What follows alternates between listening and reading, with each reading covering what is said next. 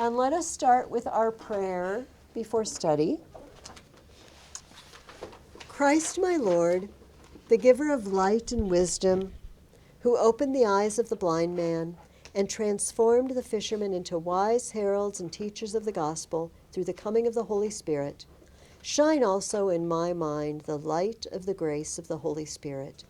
Grant me discernment, understanding, and wisdom in learning. Enable me to complete my assignments and to abound in every good work, for to you I give honor and glory. Amen. Most blessed Lord, send the grace of your Holy Spirit on me to strengthen me, that I may learn well the subject I am about to study, and by it become a better person, for your glory, the comfort of my family, and the benefit of your church and our nation. Amen. All right. I hope you all had a lovely Thanksgiving. I spent my Thanksgiving reading about all sorts of interesting topics on which I feel enlightened and interested. Noah, I put a note on your paper to look up something on Google, and then I looked at it and it had some bad language in it. So maybe you shouldn't look it up. I put language alert in parentheses since it has to do with watermelons. Whoa, you know what? Well, that's There's a guy, there was a comedian in the late 70s and 80s, and he made a living. The centerpiece of his act was he used a sledgehammer to break things, and the end was a watermelon. He sledgehammered a watermelon, and people would go and they would bring raincoats and tarps and stuff and cover themselves up, because if you sat in the front row, you were going to get sprayed with it. Anyway, and so I read your thing and I'm like, oh, he should watch Gallagher, and then I watched it and I'm like, ooh. It's not particularly. Yeah. He also does funny things with words. Anyway, so alert. Do not. Just general language alert. Here, I don't know how far I can go away and break the microphone connection. So can you just pass this down to Nathan and Noah, please? And I am enlightened on Pokemon, which I knew nothing about. Gabriel did an amazing, I just shout out to Gabriel. You gave it the flavor of Herodotus. It was Halloween. I'm telling everybody because I thought you might think fun. Preston! Oh, my bad. Oh, you're spelling yours. I was a Doctor Who devotee in college in the Peter Davison days, also Tom Baker, which was before my time, but I liked him because he was funny. So please pass to Preston. I wasn't really writing about Pokemon as the game in general, but then I could go a whole bunch of game mechanisms and things. I was writing about it as a world of its You own. were writing about it as a world, and I had no idea it was so complicated as far as a world. Here's your coffee I had actually from Grace. I had actually a book that basically described all the regions and stuff based off of the show. Oh. That I read through to get different descriptions of the regions. That was definitely helpful. I really liked the descriptions of the regions. And Evelyn, Yeah, they're more art and artists and generally being artistic. It was very entertaining. Those of you who are watching on video, I have your papers to return. Next time we can be together live. Yes, it was highly entertaining. Because none of my students can come on Thursday because my road is too bad. So they either could come here today or they could just watch on video because people will get stuck.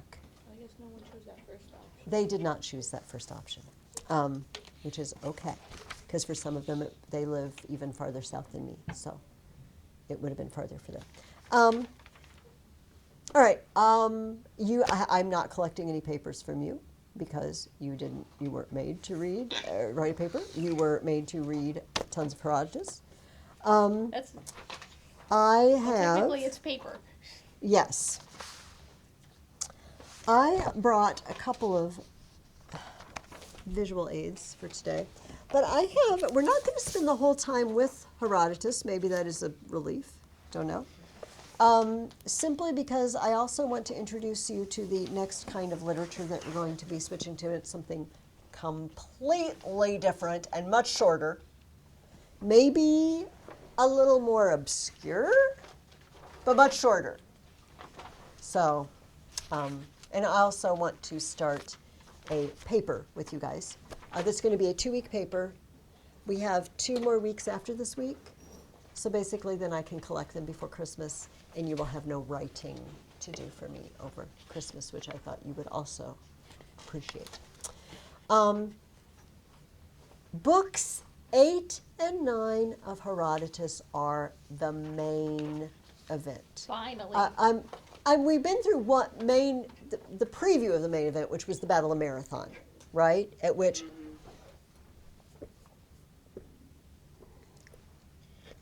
little Athens and tiny 1,000 guys from Plataea beat off the Persian army, which was amazing in itself. And if I remember correctly, 2 weeks ago, we talked about the Battle of Thermopylae, and we also talked about the fact that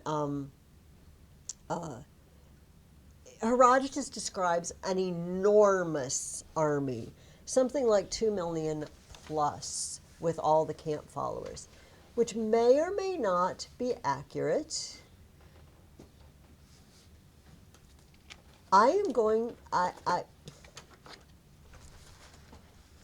You do your own thinking and research. I have nothing to say about that. If you really want to know, you can read Appendix R, that I read part of. If I really want to know more about the size of this army, and you can read the whole appendix. And by the way, if anything in this book really grabs your attention, there are appendices about various things. How did they measure things? Well, you don't have to read the whole appendix, but you could go back and look at that one. Or what's the whole deal with the Doric people and the Ionic people? There's an appendix on that. But that is not, you're certainly not required to do that. I messed up a little bit 2 weeks ago because I started talking about something that actually I hadn't read about yet. And I'm going to open with that. So book 8. And if you have your book with you, I'm going to direct you to some maps again today because it just makes it easier. And I'm liking the look of the map on page 617. 617? Yeah.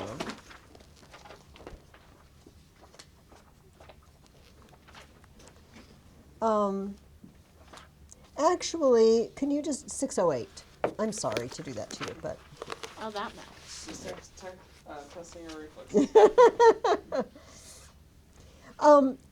So on the map on page 608, the big map on the bottom, find Thermopylae.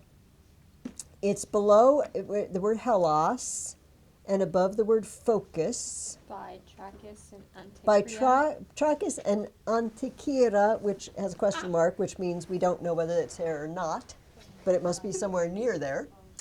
Somewhere out there. And so that is the pass where there was a narrow strip between the mountain cliffs and the sea coast, that just a sheer drop down, where they thought that they could keep the Persians at bay before they poured down into Lower Greece. That area that Athens is in is called Attica. And then go across that little isthmus towards Corinth and the whole Peloponnese. They wanted to keep the Persians out of there if possible. But as you may remember, it was a failure, largely because there was a traitor who led the Persians through a mountain pass and closed them in on both sides. Well, the thing that I messed up was what was happening also in that long, skinny island called Euboea, just to the right of Thermopylae, and you see Histiaia and Artemision. That long piece is an island. That place that says Euripos, do you see Euripos in the little arrow? Yeah. There's water there. Euboea is an island, and the Euripos has really bad currents at certain times of the day. It's very dangerous to sail through. Right? It's very narrow. Okay, but it is passable. So that long thing is an island, which plays an important in the whole fight. And what happened, just to sum up, at Aphatai, roughly at Aphatai, north of Artemision, was the Persian fleet. Remember, they didn't just come with marching land soldiers. They also brought many, many ships. So the land soldiers had marched around and were going through Thermopylae at the same time that their boats were all parked up there near Aphatai. And the Greek fleet was near Artemision. Now, I'm sorry, I'm just going to, because I know this might have been a while ago that you read it now because it's been 2 weeks and it's just easier to summarize. They sent to the oracle at Delphi, and the oracle told them to pray to the winds. Oh, yeah. Remember that? And Yes. okay, whatever, pray to the winds. And the Persians at Aphatai said, oh, we got this, we know what we're going to do. We're going to send a couple hundred ships around the east coast and around the tip of that long island, and then they're going to sneak up back behind through the Euripus and then block them in. We got them.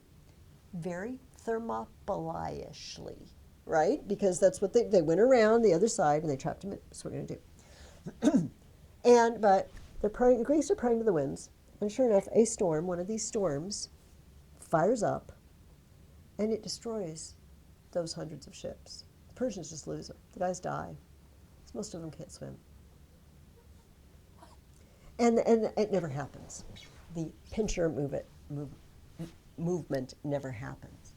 And so, they didn't figure this out till later, but on the same day that the guys were conquered at Thermopylae, the Greek fleet beat off the Persians. So it's 1-to-1, sort of. Persians won Thermopylae. Greeks won Artemision. And they win this battle. Now, just like not everybody wanted to stay in Attica and fight when the Persians were coming to Marathon, but especially now. Not everybody wanted to stay, and a lot of them, you kept hearing about this wall. We're building a wall at the isthmus. The wall at the isthmus. Well, this same map, right there by Corinth, in the Peloponnese, you see where the land is very skinny. That is an isthmus, where there's two blobs of land and they're just connected by a skinny piece of land. And this isthmus is not very wide. And they said, we can just build a wall and we can defend the Peloponnese. Now, does anybody right off see a problem with that? Yeah. What's the problem? You just go around. Yeah, hello, they've got boats. So I'm not totally sure why they wanted to invest so much time in this. But everybody who lived in the Peloponnese says, dudes, we're just going to go home and build a wall. And you guys in Attica, Athens, and the rest of you, good luck with that. This was always the danger. And this is what Athens didn't want to happen. Well, when they were up at Artemision, and the Greeks saw all these ships, and then they got tipped off. Hey, several hundred of them were going around, they're going to get you from behind. They got tipped off that this was going to happen. They started to panic, and especially the people that lived in the Peloponnese, they said, we're out of here. Because we're going to lose, and next stop is our homes, and we are skedaddling at home and taking care of our families. But Themistocles, remember our friend Themistocles, the guy who wanted to use money to begin with to build ships. He wanted to attack an island with them, but whatever, they came in handy now. Themistocles knew that they were doomed if they split up. Remember, united we stand, divided we fall, that sort of thing. If we start splitting up, they'll pick us off, group by group by group. So this is the first question I asked you. How were the Allied fleets convinced to stay and fight. Emma. Weren't they bribed? They were bribed. Basically. Let's just call it what it was. They were bribed. Literally write it down. Yes. Herodotus tells us, this is on page 602 in paragraph 8.4. They changed their tactics, and this was actually the Euboeans, the people who lived on that island, realized they were sunk if the ships leave. The Greeks or the Persians are just going to take us over. They were unable to persuade him to wait. They changed their tactics and offered Themistocles, the commander of the Athenians, a bribe of 30 talents to make the Hellenes remain there and fight a sea battle in defense of Euboea. 30 talents was an enormous amount of money. And this, I find this highly entertaining.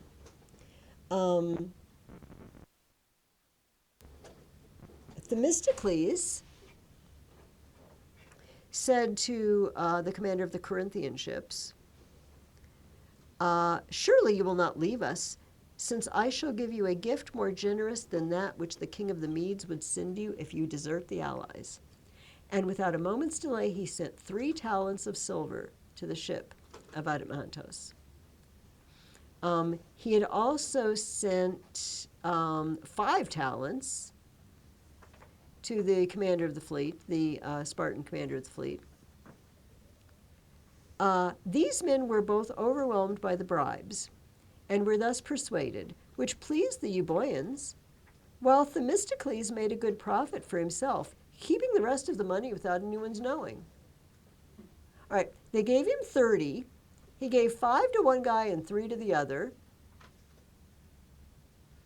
That's a pretty profit. He kept 22 talents for himself. And he a fortune. For those who had received a share of this money were convinced it had come from Athens for this very purpose. We thought Athens was bribing us.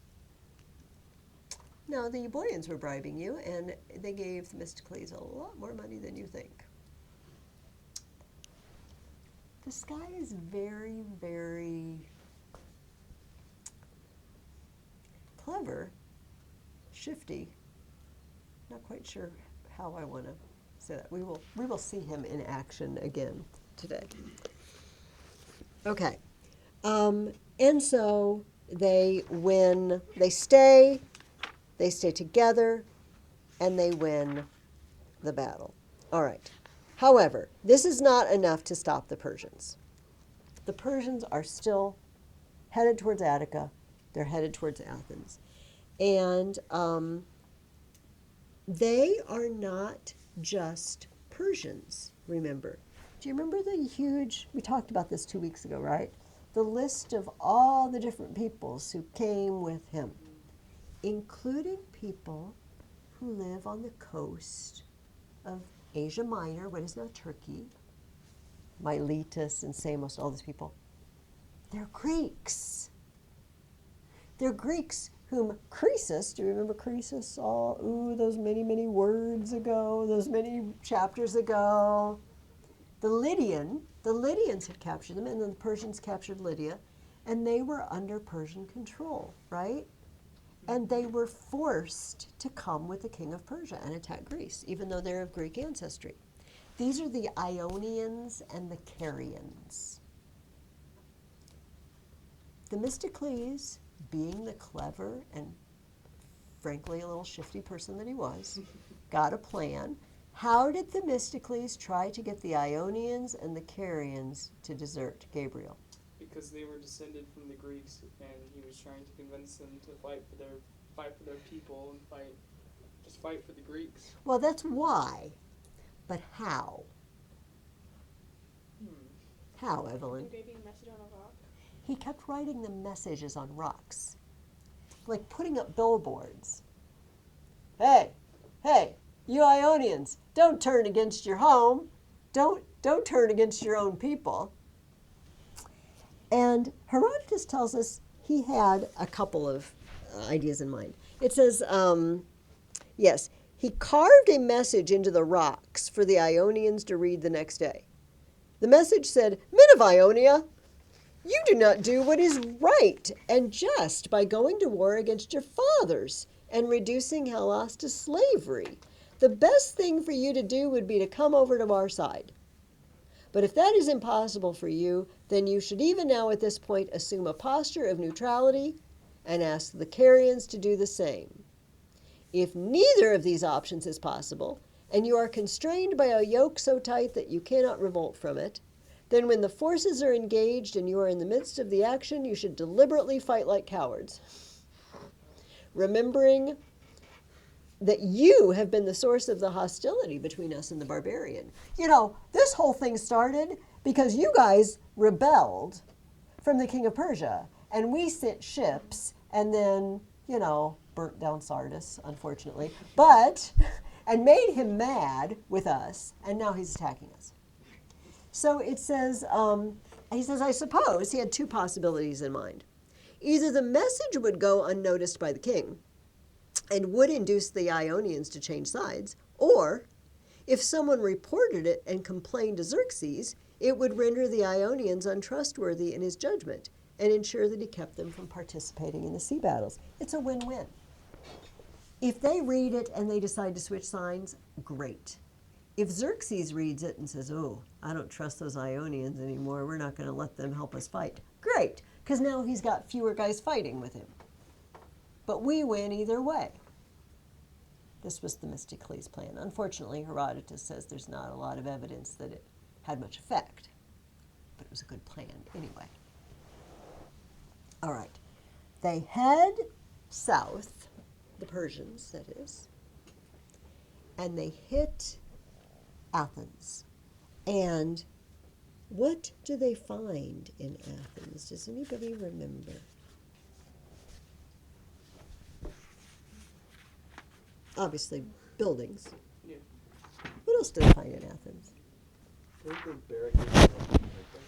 A few guys barricaded themselves up on the Acropolis because there used to be a wooden wall there. And they said, "Oh, that's the wooden wall where we're going to be safe." But where did everybody else go? Didn't they leave? They left Peloponnese, right? Well, where'd they flee to? Where are they now?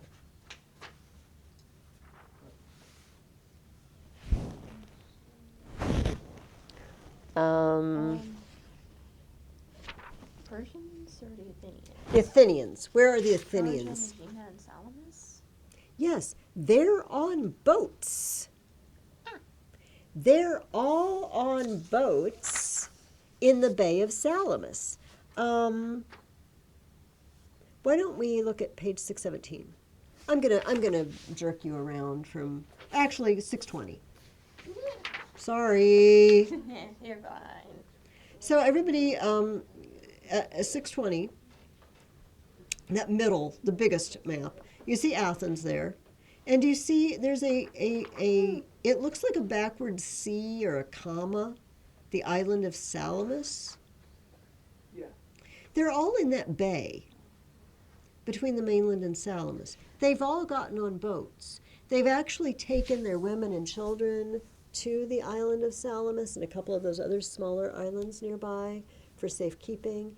And they're all there. So Athens is basically empty, except for those poor guys who really had faith in the wooden walls up on the Acropolis, and they all died. Everyone else evacuated. And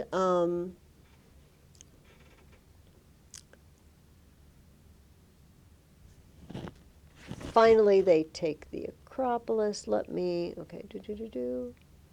Yes, Emma. That's a question, I think. Describe the capture. Oh, yes. Go for that. Um, What did you put for that? The army found the Athenians that were stuck in a temple. They went up to the Areopagos. I don't know how to pronounce that. They rained arrows down on them, but they couldn't get them all out. Eventually, they just climbed up the cliff by the Acropolis and just go to the temple and burn them down. Yes. So here's just a few pictures to give you an idea. I'm sorry, these are not the greatest. This is my son. We're walking up. There's stairs that go back and forth. But here he is standing up on the Acropolis. So you can see the town down below. This is up really high. But here's the thing. This is the Areopagus. See, there's the Acropolis with the Parthenon and everything, and we're standing on the Areopagus. What?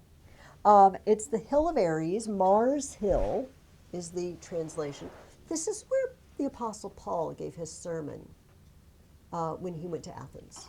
He said, "Men of Athens, I was walking through your city, and I see you're very religious, and I even found an altar to an unknown God. I'm going to tell you about this God.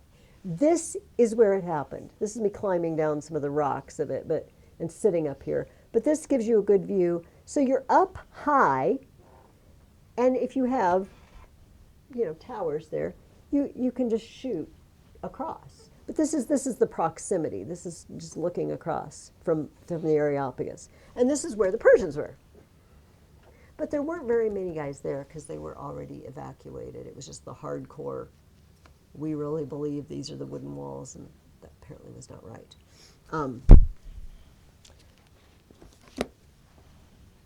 And they burned down all the temples. They burned down all the temples because, remember, it's hard to remember this. This is before the Parthenon was built.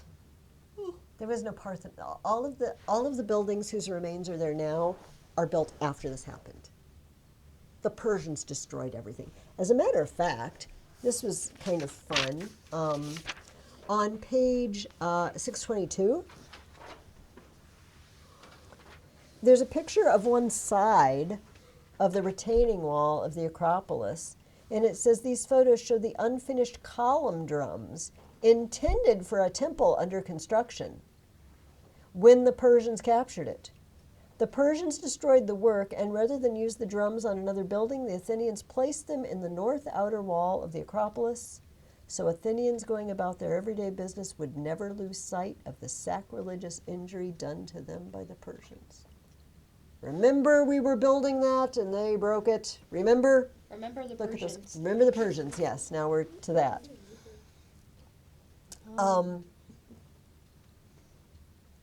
They burned the temples because the Greeks had burned the temples in Sardis. Except they didn't really intentionally. Persians did intentionally. Okay, so now we are crammed in the Bay of Salamis. And let's switch ourselves. Find the best. That's not a bad map. 638. That's the one we're going to use. Page 638 in your Herodotus. And there's a little map at the bottom, a close-up. And it gives you a very, very good idea. So you see that island of Salamis. And this is where the fleet is holed up, and this is where the Persian fleet is located as well. And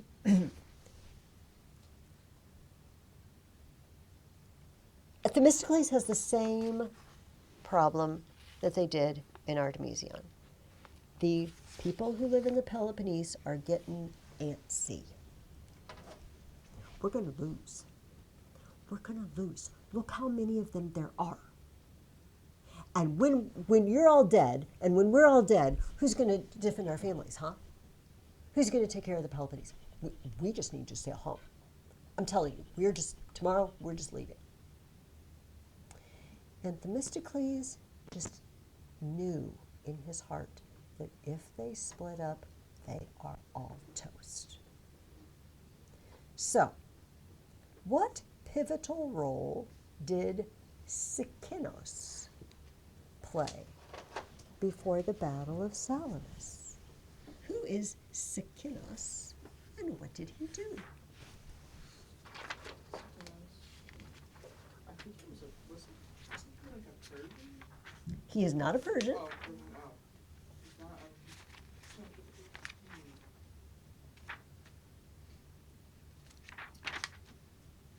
Anybody find it? Oh, here we are. Oh. Evelyn, go for it. He went to the Persian and told them that they were in disarray and that they're just fighting with each other and not to let them go. Mm-hmm. Make them stay. And was this his idea to do this? Oh. He was said by the general. Yeah, and that general would be Themistocles. Themistocles. He's a servant of Themistocles.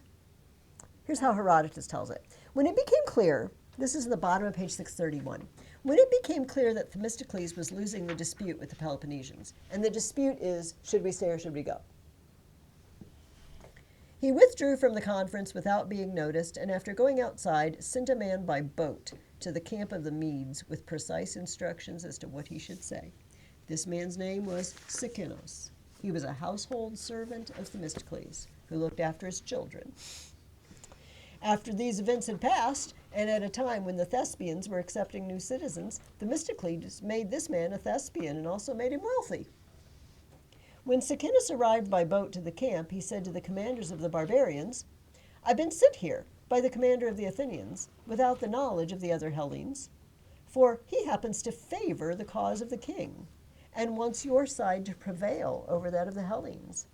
I've come to tell you that the Hellenes are utterly terrified and are planning to flee, and that you now have the opportunity to perform the most glorious of all feats if you do not stand by and watch them escape. For they are in great disagreement with one another and will not stand up to you. Indeed, you will see them fighting a naval battle against themselves, those favoring your side opposing those who do not." Okay, Themistocles' MO is generally a little bit of truth and a little bit of not truth. This works well for him. Are they in disarray? yes. Are they terrified? Yeah. Are they planning to flee? Yep.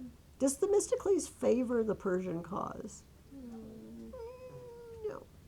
But Herodotus brings this up. I don't think I asked you a question, but I want to see if it occurs to you independently.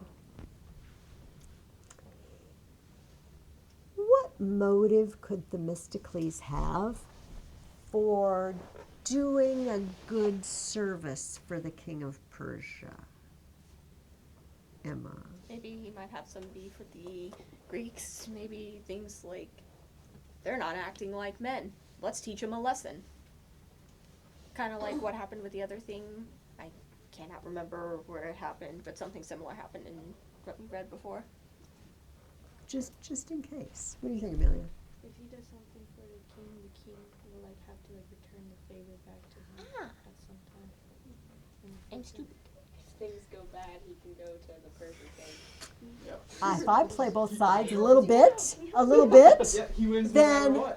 I win no matter what. Oh, yeah. So all of those things are true.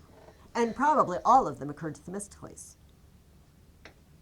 Because the guy was really, really smart. Shifty, but smart. So he phrases it in just a way. So he thinks they can win. He thinks if no one leaves, they can win. So on the surface, his motive is, we've got to bring this battle on now before everybody leaves. But if it does go south, "Oh, king, remember how I warned you about this?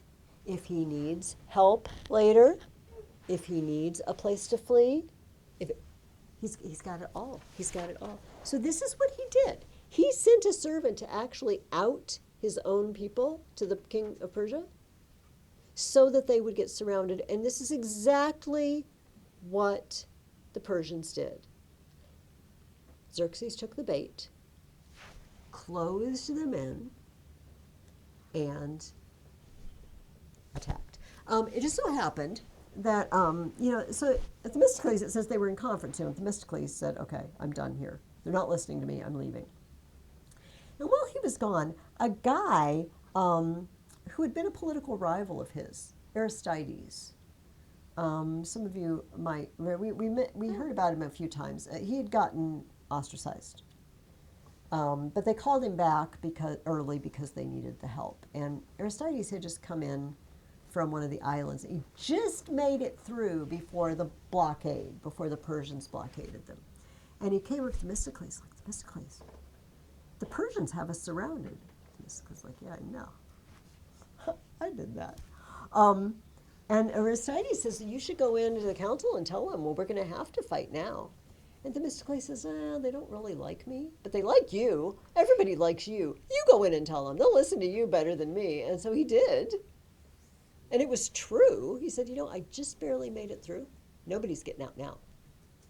Nobody's getting out unless they fight their way out. And they listened. And this is what they did. I didn't ask you a question, but what's the general situation at the Battle of Salamis? First of all, who won? Second of all, in general, why? The Greeks won. The Greeks won, amazingly, again. But they were outnumbered. How? And they were surrounded. How did they manage to pull this off? There's something happened. There was a key, not just one event, but it kept happening over and over again. There was a situation that made them win. What is that situation? What do you think, I Evelyn? want to say the Persians were accidentally attacking their own ships. Yeah. They kept destroying themselves because they didn't have room to maneuver. They were packed in too tight and they kept ramming themselves, each other. What happened?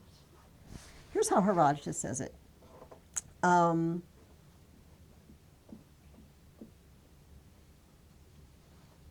Okay, let me see where I want to start.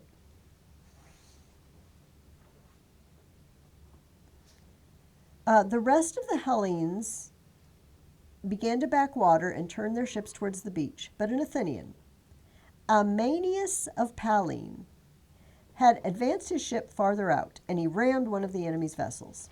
The two ships became entangled and could not be separated. So it was in that manner, when the others came to help Amanius, that the battle started. That is how the Athenians claim the sea fight began, but the Aeginetians say that it was the ship that had gone to Aegina for the descendants of Iacchos that had started it. And it is also said that an apparition of a woman appeared and urged them on so loudly that the entire force of the Hellenes could hear her, beginning with the reproach, "What has gotten into you? How long will you continue to back water?"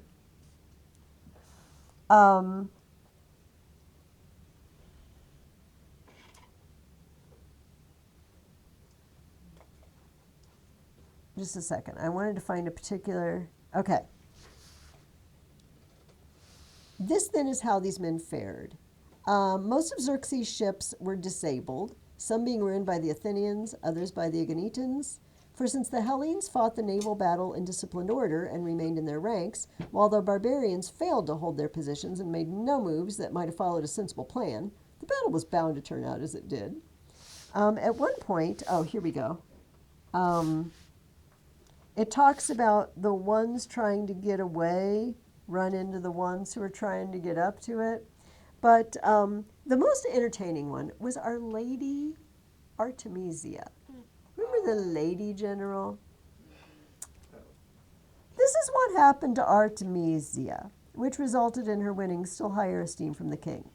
The king's fleet had reached a state of mass confusion, and it was during this crisis that Artemisia's ship was pursued by one from Attica. She was unable to escape it because there were so many other friendly ships in front of her, other Persian ships. And since her own ship was closest to those of the enemy, she made a decision which turned out to be very much to her advantage. While she was still being chased by the Attic ship, she rammed at full speed a friendly ship, manned by Calindians, and the king of the Calindians himself, Damosithymos. Now I cannot say if there was some quarrel she had with him that had arisen, or even whether when she ran into the Calindian ship, the deed was premeditated or accidental. But when she rammed it, The good she accomplished for herself was twofold.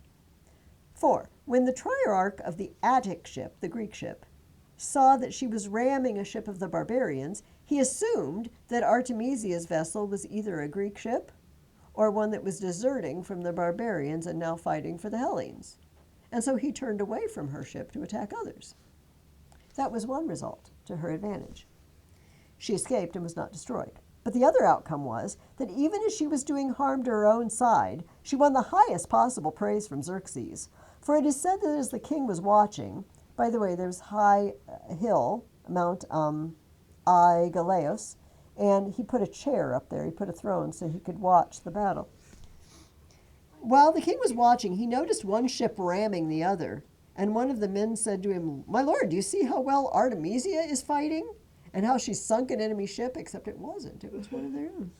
Xerxes inquired if it was truly Artemisia who had accomplished this feat, and they confirmed it was, clearly recognizing the ensign of her vessel and believing that the one she had destroyed belonged to the enemy. So all that, as I've explained, brought her good fortune. And in addition, no one from the Calindian ship survived to become her accuser. Nobody on the ship she rammed can say, "Look, she rammed us. It was her." They all died. Yay. In response to what he had heard, Xerxes is reported to have said, "My men have become women and my women men." That's hilarious. Okay.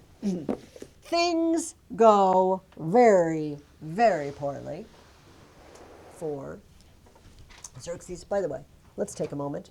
And I'm not going to take time to read all of this to you, but would you, in your reading guide, could you just go a few pages forward to page 54? We actually have a play about this event. It is called The Persians, and it is by the playwright Aeschylus. That's how you say his name. And he's the first playwright that we are going to read a play from. We're not going to read this play, however. And this involves a messenger coming back after the Battle of Salamis and reporting at Susa the terrible events. And at the bottom of page 54, the chorus says, "Unhappy friends, sunk, perished in the sea, their bodies mid the wreck of shattered ships, mangled and rolling on the encumbered waves." On page 55, the second time the messenger talks, he says, "O Salamis, how hateful is thy name, and groans burst from me when I think of Athens."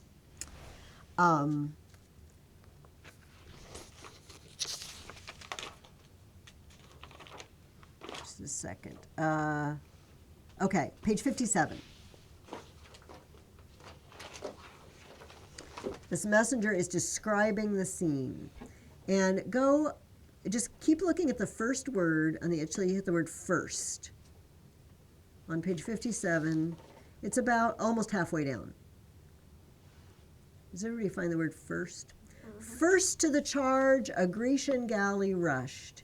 Ill the Phoenician bore the rough attack, its sculptured prow all shattered.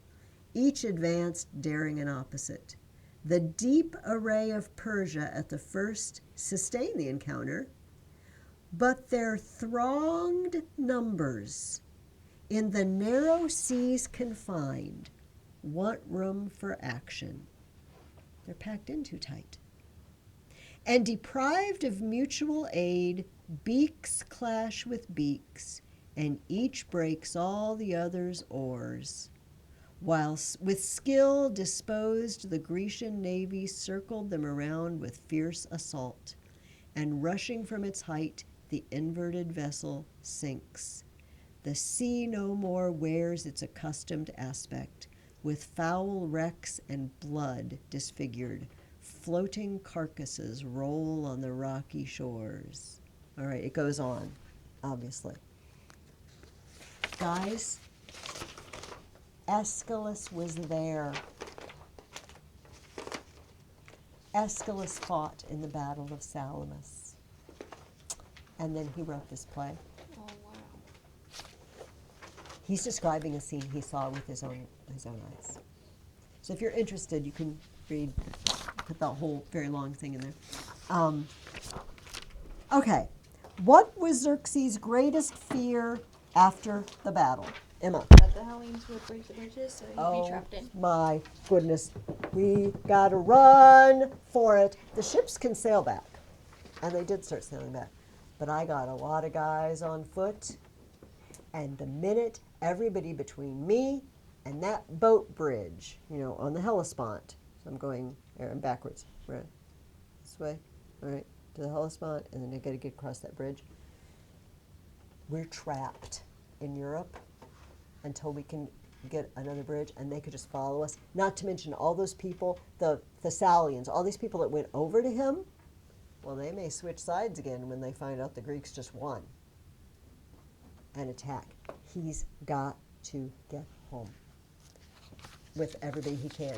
And, next question, how did Themistocles play both sides at once? Again, I'm going to give it to Noah. So he said that it would be a good idea to lock the Persians in, and he said it would be good for the Persians to leave. And then he also made it look good for him in front of the Persians because he said he needed them a way out. Yes, yes. On the one hand, he's arguing with the Greeks. Oh, we so better sail over there and break that bridge.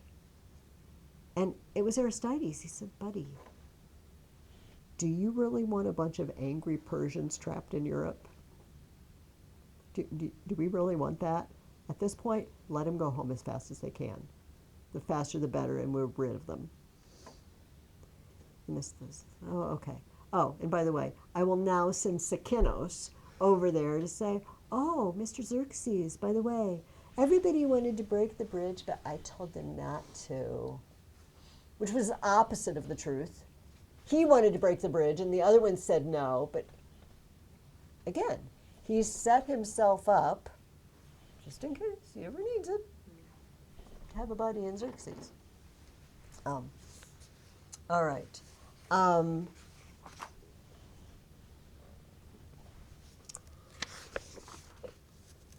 Anything else in Book 8 I want to hit?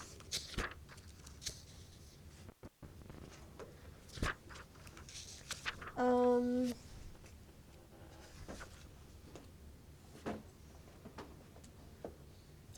going to read this. This is a famous story. I don't know if you'll get it, but it tells you something about Themistocles' personality.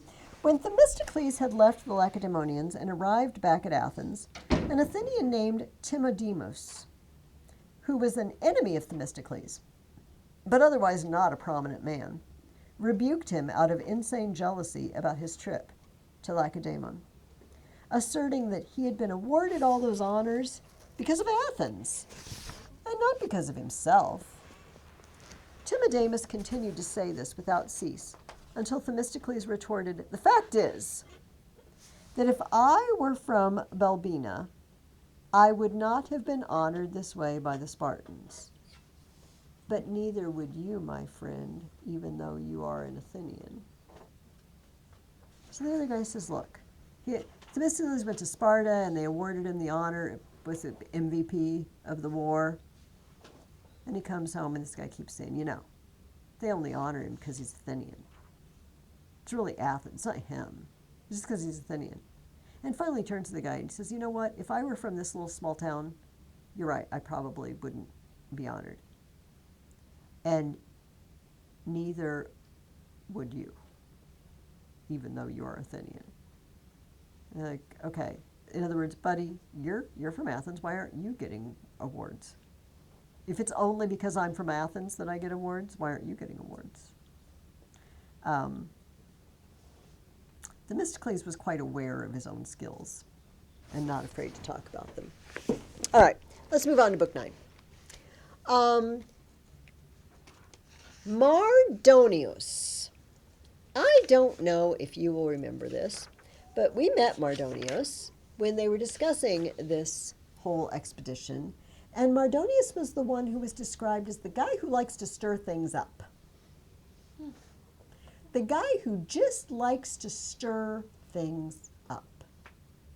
And he was just all about this war. Let's do it. It's awesome. Awesome. Well, this Mardonius, it wasn't so awesome, it turned out. And he's highly aware that he was a heavy advisor that we should do this. And he told Xerxes, look, just let me pick several 100,000 guys. If we're going to stay here, I will deliver Greece to you on a silver platter. We are not beat yet. We can do this. Okay, go for it. So Mardonius stuck around over the winter up in the northern, in Thessaly, where they had friendly, some allies. People had gone over them, right? And they were having dinner with a guy named, I don't know who was hosting it, but a guy named Thersandros was eating with a Persian. What did Thersandros hear that Persian say at the dinner party that kind of surprised him? Emma. He said that out of all the Persians at the feast and out of all of the army that was camping by the river, only a few of them are going to survive. Yeah. He started crying. He was probably a little drunk. You know what? We're all going to die. Most of us are going to die. This is only going to go one way. For all of Mardonius's big plans, this isn't going to go well. It hasn't gone. I mean, they beat us at Marathon. They beat us at Salamis. They held us off a long time at Thermopylae. They beat us at Artemisium. We are not going to beat these Greeks. And we're just biding our time here, and we're probably all going to die. Which, of course, if you were a Greek, that would be very encouraging to hear. If you were a Greek who had gone over to the Persian side, maybe not so much. So they decide to meet up near Plataea. I don't like that map. It's too big. I don't like that map. It's too small. Here. Maybe if I should look at the actual numbers I wrote down. Oh, okay. Page 703, please.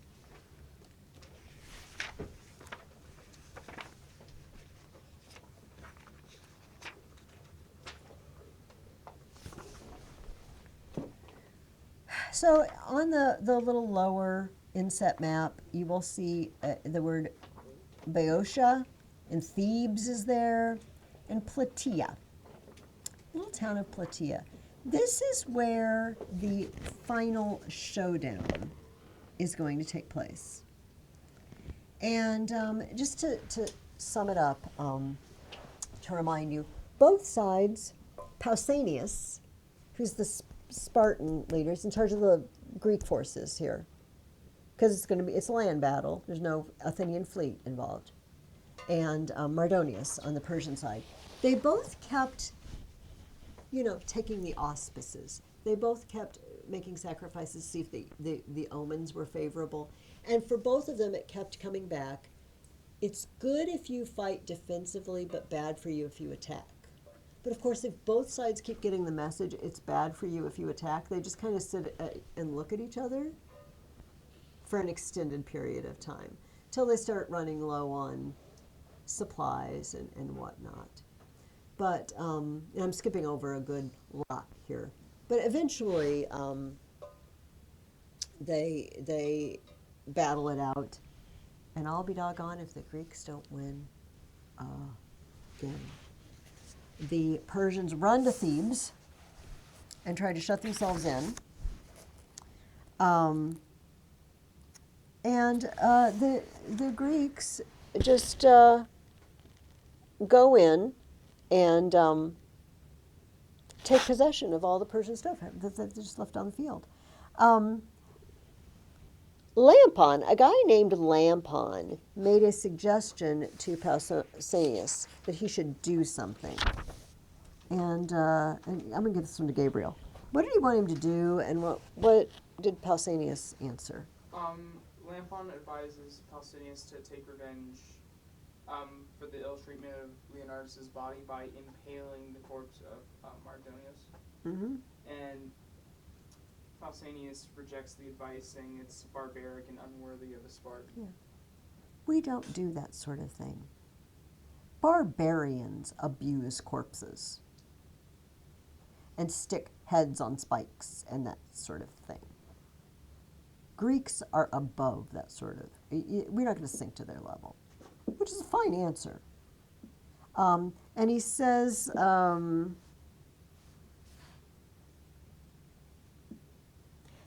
first of all, this deed is more appropriate to barbarians than to Hellenes.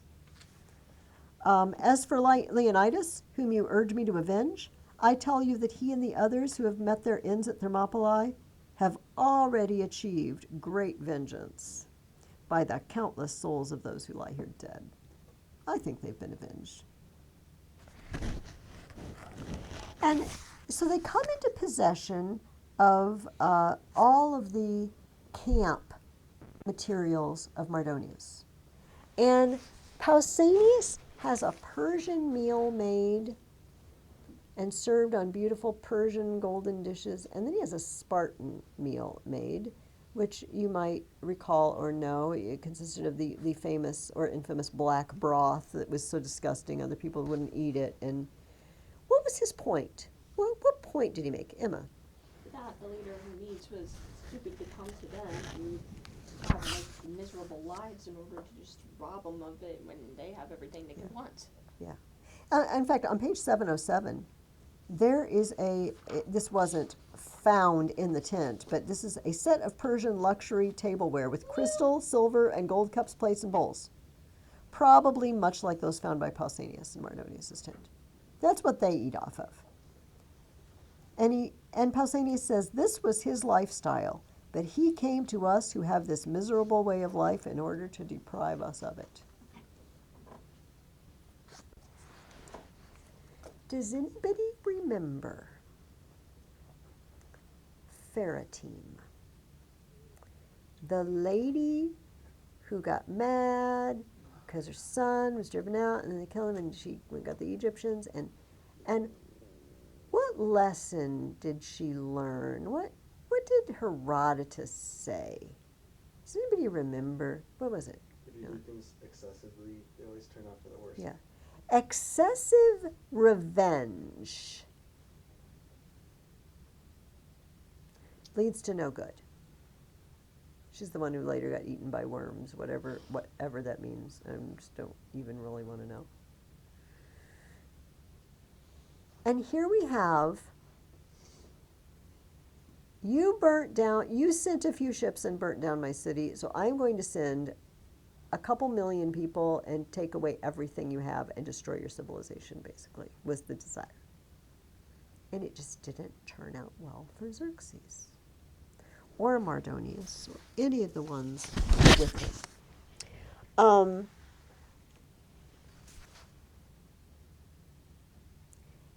There was another sea battle actually over in Mycale across the Aegean Sea. And it turns out they didn't figure out till later that apparently it was on the same day as Salamis. Some of the Persian ships and Ionian ships that had been left on the other side to guard things. The Persians didn't want to empty Persia of all their people because the people left behind would revolt, right? And so there was actually another battle. And that basically wrapped up the entire Persian War.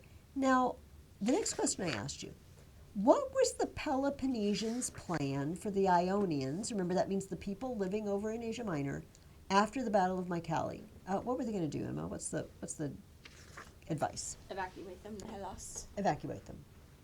Here's what we need to do. And by the way, we could, what map do I want you to look at? I don't like that one so much. Yeah, that's almost the end of the book. 17? Yeah, 713 maybe? Oh, that's what I meant. Yeah, so let's go to 713. Mm-hmm. There aren't very many cities marked on this map, just Miletus and, but all up that coast, all up and down that coast, up to the Hellespont, are these Ionian Greek cities. And the Spartans say, look, we just need to bring them all home. We'll find places for them. We're evacuating Ionia. After hundreds of years of having colonies there, we're just evacuating. There's no possible way we can keep these people safe. Right? What are we going to do? You know, the Persians, at the very least, are going to retaliate against the Greeks who live there. Maybe they're going to suspect that the Ionians didn't fight hard enough, or they're always going to be suspect. And who didn't think that was a good plan, and why did they not think it was a good plan?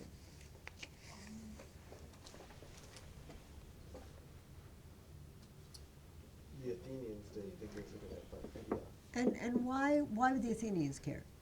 Well, what was that? Well, remember when they said it was dangerous to trek across the entire land without people? Okay, but they're the ones who sent ships in the first place with the whole Miletus thing. What is your idea, Emma? They didn't want the Peloponnesians to determine what happened to them. You can't tell people what to do. Who died and made you king of Greece? Basically. I mean, here's what Herodotus says. But the Athenians believed that Ionia should not be evacuated at all, and that the Peloponnesians should not determine what would happen to Athenian colonists. Some of those people were Athenian colonists.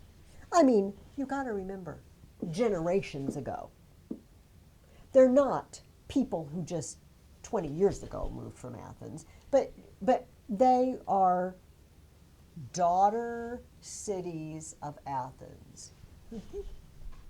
Spartans go around telling our people what to do. Yes, Gabriel. Another thing I pointed out, a bad idea evacuating, is if they evacuate, that to the Persians is going to make them look more guilty, probably. If they're evacuating, the Persians are going to be like, oh yeah, they did. See, we knew they were up to no good, and now they've left. It says, right after that thing that I read, I'm going to continue for a couple sentences. And in the face of their vehement opposition, the Peloponnesians yielded to them. And so it was in this way that the Hellenes admitted into their alliance the Samians, Chians, Lesbians, and the other islanders who had joined the Greek side in the fight, and obliged them with pledges and oaths to remain faithful to the alliance and not to desert it. After binding them to the alliance with sworn oaths, they sailed off to break up the bridges, which they thought would still be intact. All right. So they swore, all those islands up and down the coast, the Athenians swore them to be faithful to our alliance. So some of you might remember, and we'll be talking about this over the next month or two.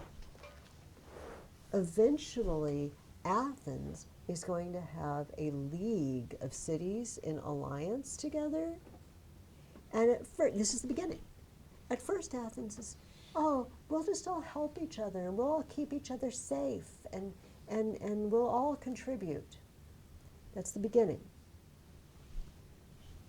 50 years later, it's going to be Athens saying, you better cough up some men or money or we're going to come attack your city. You're behind. You owe to the alliance. And if somebody says, but we don't want to be in the alliance, say, you're going to be whether you want to be or not. We won't meet that until we read our next big history book. And it's actually, that's going to bring on our next big history book. Because next time the war is going to be Greek against Greek.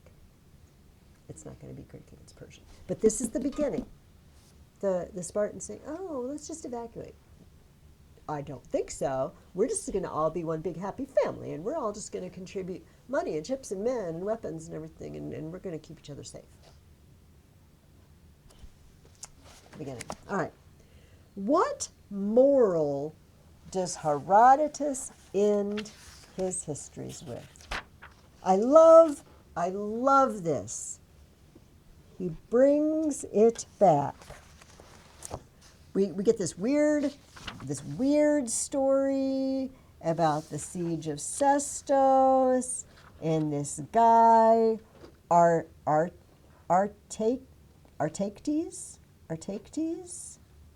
and it's very random. I'm reading, and the weird intrigue with Xerxes. He's got a crush on his son's wife or his brother's daughter, his son's something weird. The ancestor of this Artayctes, who was hung on the plank, was Artambares, who spelled out for the Persians a proposal that they adopted and brought before Cyrus. Now we're all the way back to the beginning, back to Cyrus. What was this proposal? What is the moral of the story, according to Herodotus? Soft lands breed soft men. Luxury makes you soft, and hardship makes you tough. It is not numbers. It is not power. It's a certain character of person that wins. And the Greeks had it, and the Persians didn't have it. It's worth reading. I'm going to read this last paragraph. So after we've read a book this long, I really feel like we should take a look at how he wraps it up.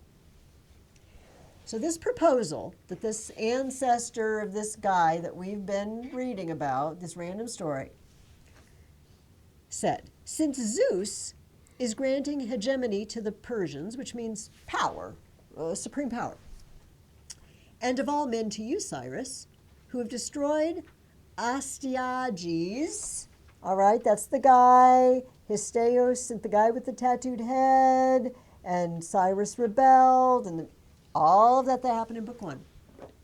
Here is our proposal. Since this land we possess is small, and what is here is rough, let us move out of it and take a better land. There are many neighboring lands, and many farther away, and by taking one of these, more people will regard us with greater wonder. It is only reasonable for rulers to act this way. And indeed, when will there be a finer opportunity to do this than now, while we are ruling over many peoples and all of Asia? Cyrus did not regard this as a wonderful proposal. He did tell them to carry it out, however, with the recommendation that as they did so, they should prepare to be rulers no longer, but rather to become subjects under the rule of others. This was so, he said, because soft places tend to produce soft men. For the same land cannot yield both wonderful crops and men who are noble and courageous in war. And so the Persians agreed with him and departed, leaving him alone. They had lost the argument with Cyrus and chose to dwell in a poor land rather than to be slaves to others and to cultivate the plains.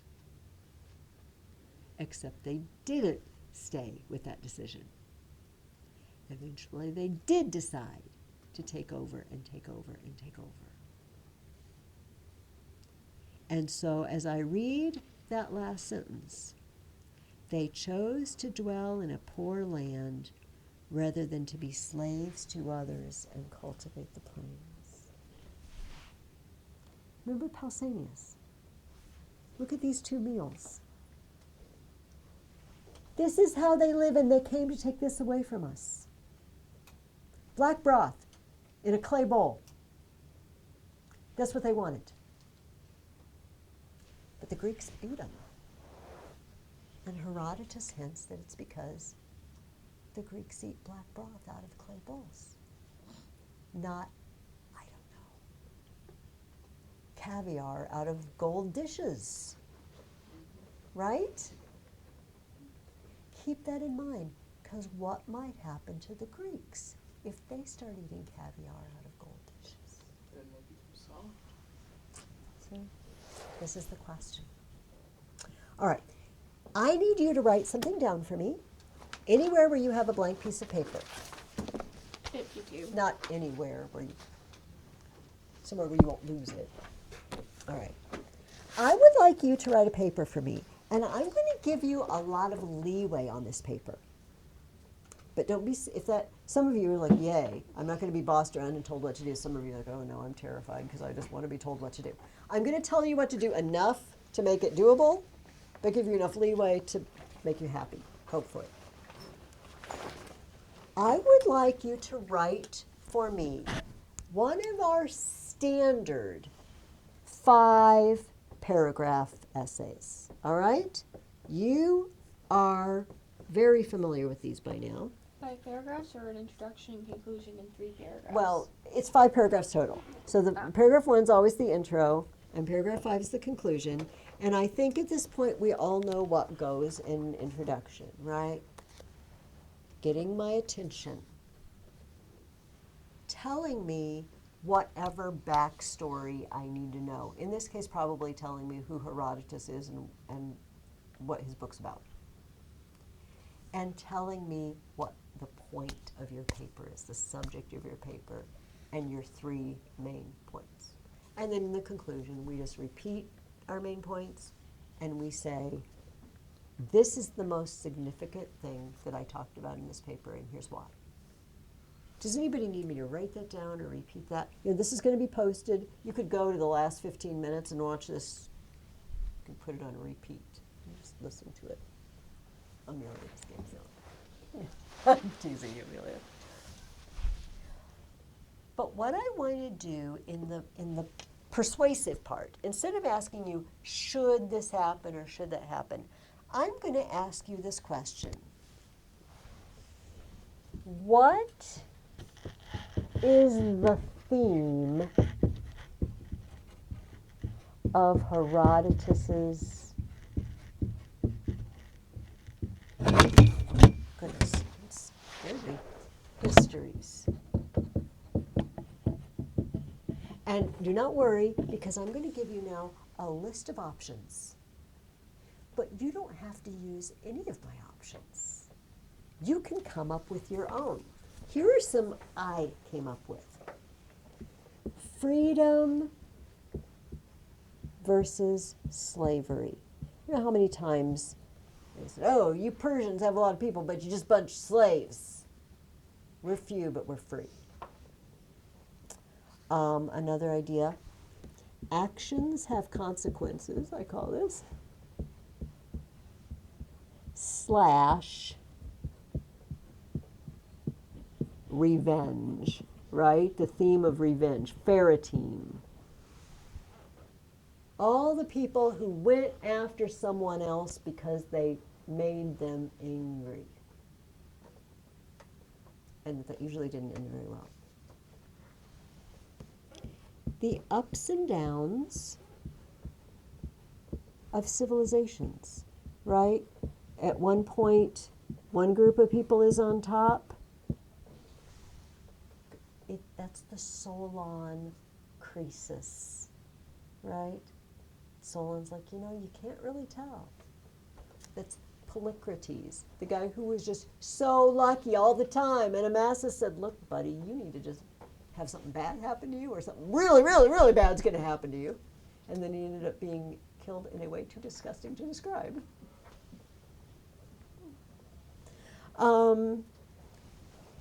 Okay, these are all separate, right? The interconnectedness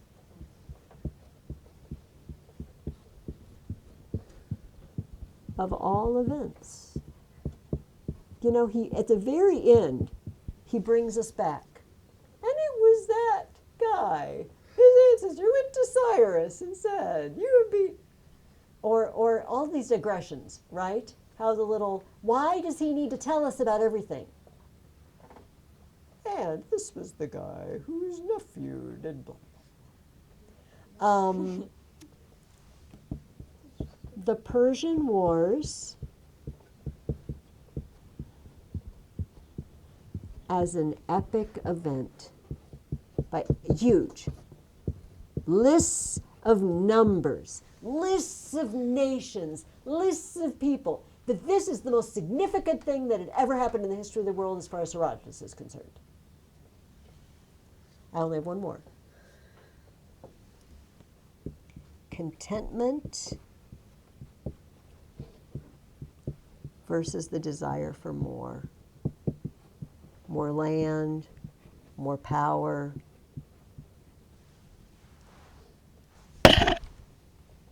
Now, do not write a paper about all of these.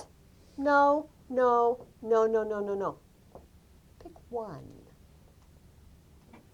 One. Or make your own up. If there's some thread running through Herodotus that you particularly liked, grab it. And so what will you do with these paragraphs? You will say, I think Herodotus wrote this book to tell me about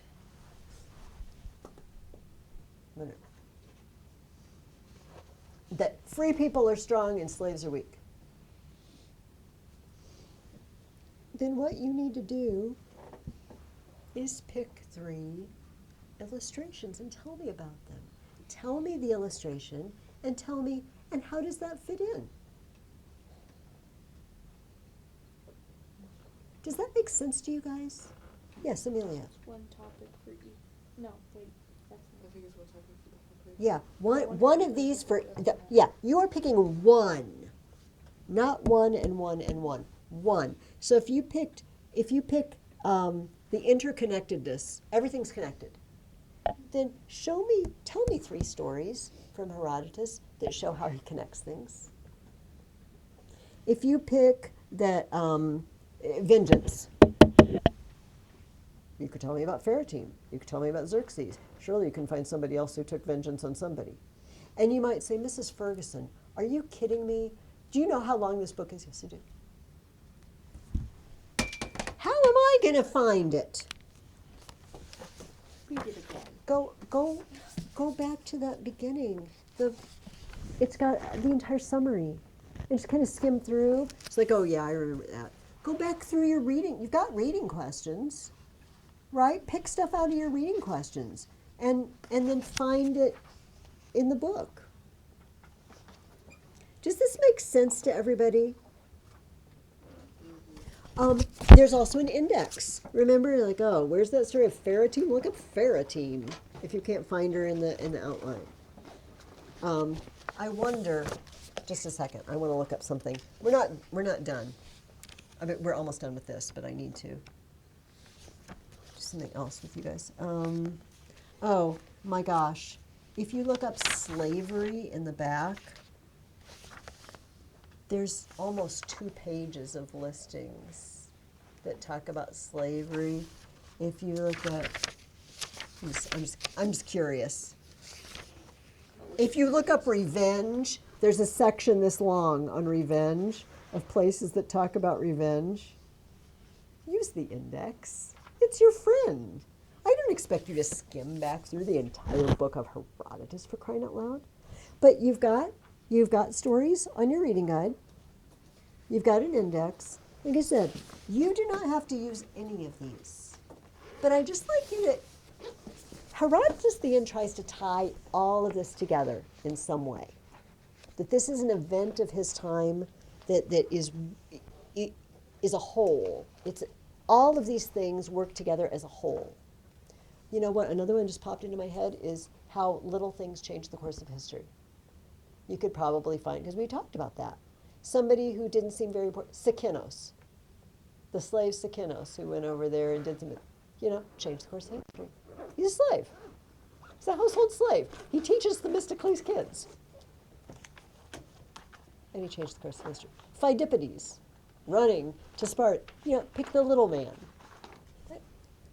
Anything that appeals to you. If you don't like any of these and you can't think of one, reach out to me. But this week, you should at least choose one and then maybe make an outline. Maybe say, these are the 3 things I want to talk about. You don't have to have it written. I mean, the whole paper written. But at least have an idea of what you want to say, what you're going to talk about, and maybe find them in the book. Also, the thing I'm going to give you to read this week is going to take you much less time. It's much shorter. You're going to have a lot more time to work on this. Any questions? Problems? Yes? Are we adding anything in it? Yes. Not anything. Oh, we are adding something new. Ha-ha. Except I wasn't going to talk about it, but in case you want to start writing, you'll like it, and you're probably already doing it. Which is, where Okay, hold on.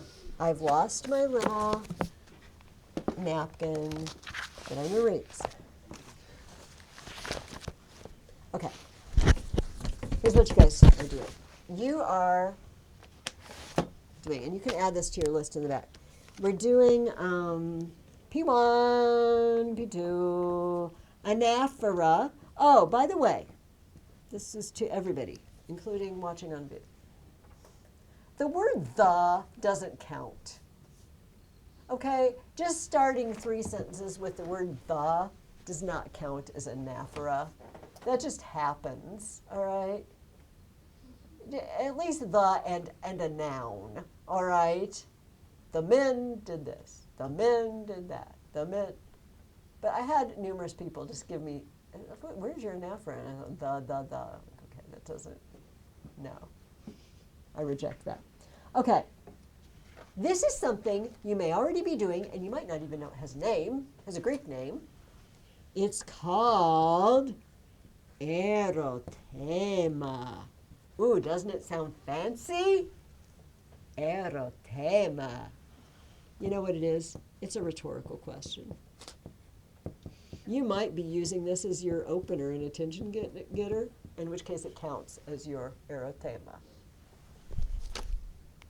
Do you think Herodotus would give up on writing his histories? I think not. All right. And what happens to people who take revenge violently and excessively? They get eaten by worms. Yes, I think we all know the answer to that question. Okay, that's what. Just throwing a question into your paper that you do not necessarily expect an answer to, you might not give the answer, or you might think the answer is so obvious. Erotema, a rhetorical question. All right, I thought that's something we haven't done before, and often you're doing it anyway as your attention getter, so why not throw it in and say, hey, you're doing erotema. Good for you. All right, yes. Even though you don't want to answer, you still have a question mark, right? Yes, it's a question, so it has a question mark. Even though you don't want to answer. Even if you don't want an answer. Okay, here's what I want to do. I would like to turn to page 53 in your reading guide. And we have very little time left. And I just want to talk about this thing you're about to read. You are going to read the play Agamemnon by Aeschylus. Just that one play. You have purchased a set that has more than one play in it, but please only read Agamemnon.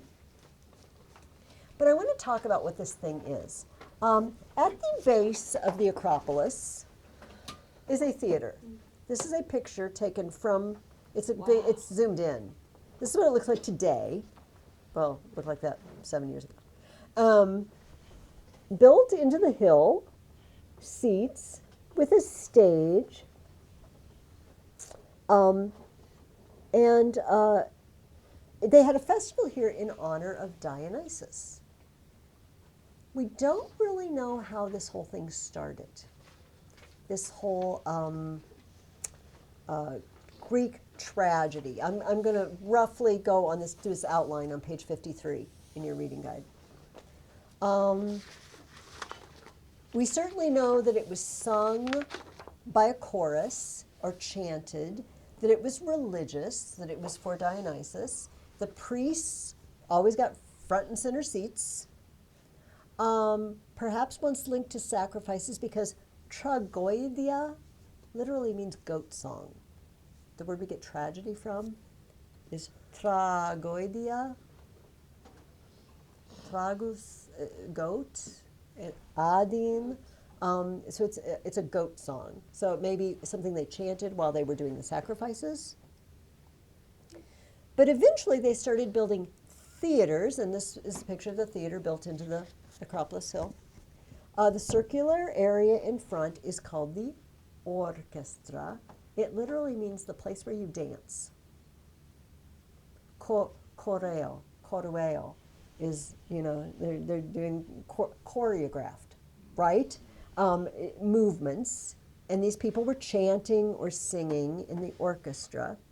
And behind would be a skene, the word we get for scene, scenery. Except there wasn't really much scenery. It was just kind of a backdrop with maybe a door in it so people could go in and out eventually. And if there was something particularly violent that happened in one of these plays, it happened obscene, behind the scene. It was obscene. That's literally what obscene means. Something that you shouldn't be shown to the audience. It's obscene, obscene. Sometimes, though, there would be something that happened behind the scenes. In Agamemnon there is.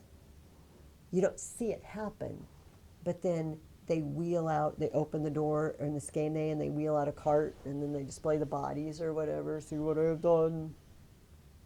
But you don't usually see it happen on stage. It's obscene. Actors came out and they wore masks. Actors were hypocrites, hypocrites. Somebody wearing a mask. Hippocrates. I think all those Greek connections are interesting. Okay, so these plays just basically started out with this chorus coming out and dancing in the orchestra and singing and chanting. Eventually, somebody got the idea: what if we had a person come out, and then they talked, and then the chorus answered them, and then they talked, and the chorus answered them. Awesome, great idea. And then later somebody said, what if we had two people come out of the chorus? And then they talk to each other and the chorus answers them. Eventually it got to three people at once and the chorus. But when you read a Greek play, they have this chorus, and the chorus usually, it tells you who they are. It will say, these are the old men of the city, or they are the young maidens, companions of whatever. And the character will come out and say something, then the chorus asks questions or gives a commentary. It doesn't read like a play like we're used to, where everybody has dialogue. The chorus is sort of a group of people commentating. We'll look at it closely together after you've read Agamemnon. Aristotle said that these tragedies were fall stories, in which someone from a high position, they fall due to a harmatia. In the Greek New Testament, that's the word they use for sin. But the Greeks meant, literally it means you shoot an arrow, but you miss the bullseye. You miss the mark. And so these characters in these tragedies have something they've done that's missed the mark. And each playwright at this festival, they would produce, 4 plays. 3 plays, tragedy. Usually they're related to each other. They tell a story. And then a stupid, silly play, a comedy play. And they gave prizes each year. Aeschylus, our first playwright, is one of these winners. There was really no acting required. The chorus spoke in these songs called odes, and then the characters spoke in between, epi. They were the episodes. Episodes. Mm-hmm. And we only, of the hundreds and hundreds of plays, we only have a little more than 30 from anybody. That's what we have, except for snippets that Aristotle might have quoted. So Aeschylus, who is this first playwright? I told you he fought in the Persian War. He definitely fought at Marathon, probably fought at Salamis because of his writing the Persians. He wrote over 70 plays. We only have 7 of them. He won first prize 13 times. And the first 3 plays we're going to read, the one for this week and 2 for next week, or one for next week and 2 for the next, are the only trilogy that we have. These were performed as a set at the same festival. We don't have any other sets. And this is what he chose for his epitaph. He did not say, here lies Aeschylus, the awesome playwright who wrote amazing plays and won first prize 13 times. Under this monument lies Aeschylus the Athenian, Euphorion's son, who died in the wheatlands of Gela. The grove of Marathon with its glories can speak of his valor in battle. The long-haired Persian remembers and can speak of it too. The thing he was proud of was he fought the Persians, not that he won the first prize at tennis. So read Agamemnon, read it slowly. There's a cast of characters at the beginning, and just to remind you who Agamemnon is, remember he's the general in charge, but also do not forget, we know from other sources, he sacrificed his daughter Iphigenia to get the wind, the favorable wind to go over there. And while he was gone, his wife Clytemnestra had 10 years to brood on it and also get a boyfriend. Aegisthus, her husband's cousin, who for unknown reasons is not fighting at Troy with all the men. And I think maybe you remember what happens when Agamemnon comes home. But if you don't, I am going to let you find out in the play Agamemnon, because that's what this play is about.